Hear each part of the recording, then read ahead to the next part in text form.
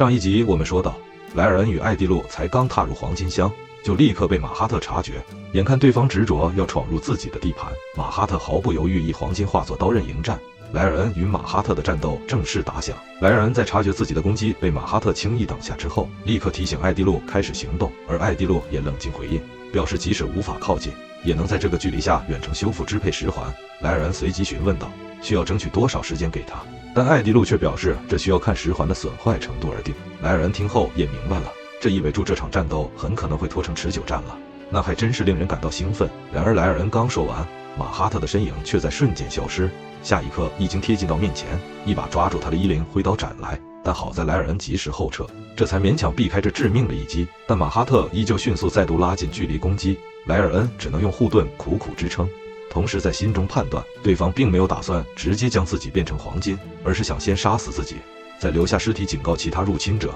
这让莱尔恩意识到自己被低估了，于是他立刻展开反击。但马哈特在攻击即将命中时，却从容变化手中的黄金。烟雾散去之后，只见他用黄金披风完全挡下了所有攻击。虽然马哈特也认定莱尔恩确实有些难缠，但也仅此而已，因为自己从莱尔恩的战斗方式中完全感受不到想要杀死敌人的意志。于是他再次逼近莱尔恩，质问他的真正目的究竟是什么。莱尔恩勉强用护盾抵挡，却仍被重重击落在地。而马哈特的目光也转向后方正在施术的艾蒂洛，瞬间看穿了他们的计划，就是想修复支配十环。但他却冷冷表示这一切毫无意义。而事实也正如他所说，艾蒂洛随后开口告诉莱尔恩一个坏消息，那就是支配十环根本就没有损坏，施加在马哈特身上的精神控制魔法，直到现在依然正常运作。莱尔恩听到这里也不禁愣住，如果一切都正常，那马哈特理应无法对被伊泽的人民产生恶意，但现实却是整座城市与居民全被化为黄金，这种结果无法用没有恶意来解释。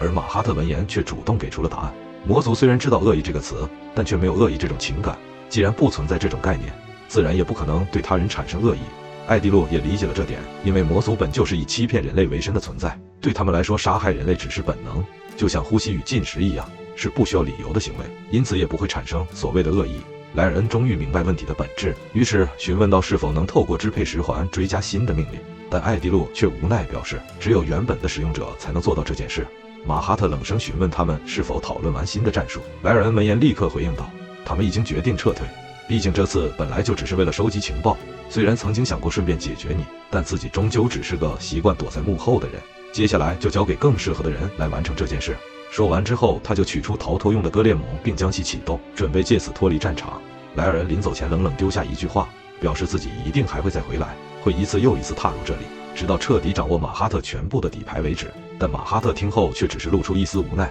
甚至觉得有些可笑。下一瞬间当即挥刀斩下，将割裂弩连同莱尔恩一并斩中。莱尔恩胸口瞬间被撕开一道巨大的伤口。马哈特冷声反问，他真的以为自己会放任这种事情发生吗？但莱尔恩却平静回应，马哈特似乎误会了，这场战斗从一开始就不只是他一个人。话音刚落，艾蒂洛已经贴近到马哈特身边，瞬间就发动了记忆读取魔法，强行介入了魔族的精神领域。然而这种等级的术士负担极大，在成功读取记忆之后，艾蒂洛也立刻因为承受不住而昏迷过去。马哈特对此也很意外，没想到自己竟然会被人类读取记忆。莱尔恩见目的已经达成，也不再恋战，随即取出另一个魔像并直击启动。随着容器的破碎，一具全副武装的巨大魔像瞬间出现，挥舞巨刃就朝马哈特斩去。但烟雾散去后，只见马哈特只是单手抬起，瞬间便将整个魔像化为黄金。而莱尔恩与艾迪路的身影早已消失无踪。画面回到现在，芙莉莲在听到他们成功读取马哈特记忆后，也不禁感到惊讶，没想到艾迪路在精神领域的造诣竟然能达到这种程度。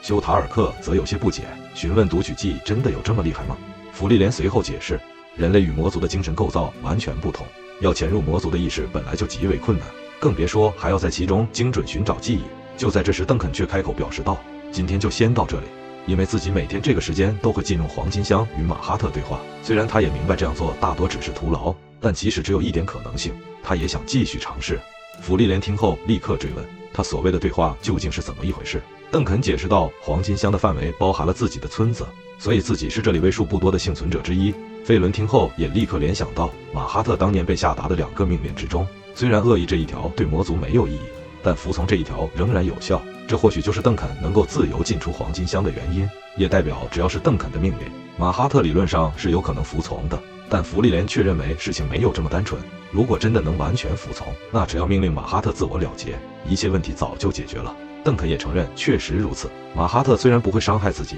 但也不会执行强制性过高的命令，因为魔族本来就缺乏社会性，对于服从这件事本身的概念就十分模糊。芙莉莲接着追问，那既然如此，邓肯为什么还要冒险去与他对话？邓肯则坦白表示，自己的目的是希望让整个黄金乡恢复原状。如果只是单纯杀死马哈特，那这片被黄金覆盖的故乡将永远无法复原，这对他来说并没有任何意义。芙莉莲也理解了这一点，表示这确实是一个极为棘手的问题。而修塔尔克却还是感到疑惑，不是只要打倒马哈特就能让一切都恢复了吗？芙莉莲闻言当即给他科普，有些魔法在施术者死亡后会解除，但也有魔法会持续存在。例如结界魔法就是最好的案例，由大魔法使弗兰梅留下的结界至今依然有效，而马哈特的万物成基魔法也属于这一类，并不会因为施术者死亡而消失。邓肯点头表示没错，现在唯一知道如何解除黄金化的人只有马哈特本人，而他绝对不会主动解开这个魔法，因为马哈特非常清楚，正因为如此，就算他们真的找到击败他的方法，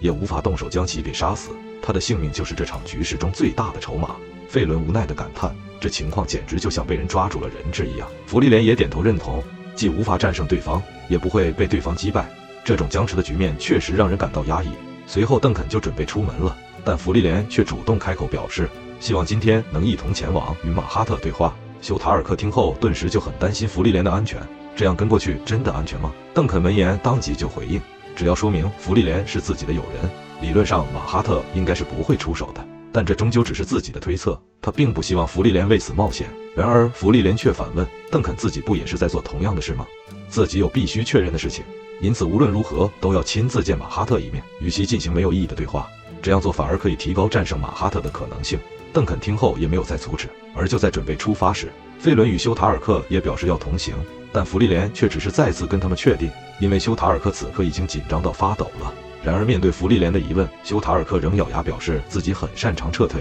如果真的出事，会带着大家一起逃走。芙莉莲则让他别太夸张，这次只是单纯对话而已。但在路途中，芙莉莲却突然向两人道歉，表示希望他们等下不要生气，这让两人一时之间完全摸不住头绪。而不久之后，他们也抵达了黄金乡的城堡，马哈特早已在此等候。在听到邓肯介绍芙莉莲等人是自己的友人后，也立刻以礼相待，表示很荣幸能与各位初次见面，自己是格鲁克家族的魔法顾问。然而芙莉莲却直接冷声回应，两人并不是第一次见面，早在600年前就曾交手过。马哈特则平静地为当年的失礼致歉，但芙莉莲并不领情，只是冷声回应，看来你已经完全不记得我了，那么需不需要自己来帮你回忆一下呢？话语一出，空气瞬间变得紧绷，费伦与修塔尔克也立刻进入备战状态。好在邓肯及时出声制止，这才没有演变成战斗。随后马哈特将众人请入城堡，甚至亲自泡茶招待。修塔尔克忍不住小声询问芙莉莲，刚刚到底在做什么？刚才那句话怎么看都像是在挑衅。芙莉莲则轻描淡写的回应，自己不是已经先道过歉了吗？那样做不过就是为了确认一件事情而已。马哈特闻言也顺势询问芙莉莲是否得出了结论，芙莉莲对此也是给出了答案，那就是自己果然还是无法战胜他，但同时也确定了对方并不是无懈可击的存在。这番话让马哈特顿时就产生兴趣，转而询问邓肯芙莉莲的身份。在得知他就是勇者一行人的成员后，也露出怀念的语气，表示邓肯大人从以前开始就很喜欢勇者一行人的冒险故事呢。但芙莉莲则进一步追问，难道他就没有想过要替魔王复仇吗？但马哈特却平静表示，这对自己毫无意义，因为他对魔王本来就没有太强烈的忠诚，甚至自己本身也不喜欢战斗。但芙莉莲并不相信这种说法，因为对魔族而言，谎言就像呼吸一样自然。但马哈特却只是平淡的回应，透过艾蒂洛交付记忆的邓肯应该能判断出自己并没有说谎。邓肯闻言也承认这点，马哈特确实是个希望跟人类共存的存在，但芙莉莲听后却觉得他更加危险了。